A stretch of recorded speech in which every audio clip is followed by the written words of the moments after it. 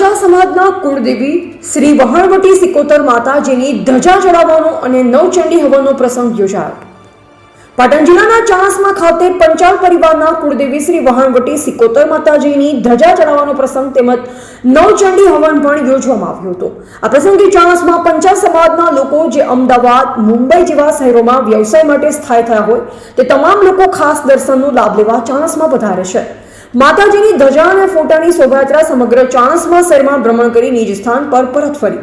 આજના દિવસે ચાણસ્મા ખાતે સંચાલન કરતા ગોવિંદભાઈ પંચાલે જણાવ્યું કે અતિથિ ભવનની અંદર માતાજીના ફોટાની પ્રતિષ્ઠા કરવામાં આવી અને આજે ત્રીજા વર્ષે માતાજીની ધજા ચડાવવામાં આવી અને નવચંડી હવન પણ કરવામાં આવ્યો અને આજના દિવસે પધારેલ સમાજના દરેક પરિવારનો આભાર માન્યો।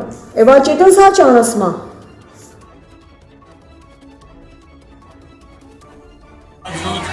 અતિથિ ભવનમાં માતાજીનો ફોટો મૂકવામાં આવ્યો હતો।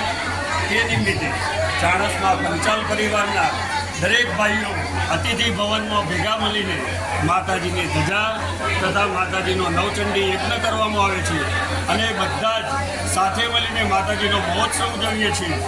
તે બદલ ચાણસ્મા પંચાલ પરિવારનો હૃદયપૂર્વક ખૂબ ખૂબ આભાર માનું। જય માતાજી।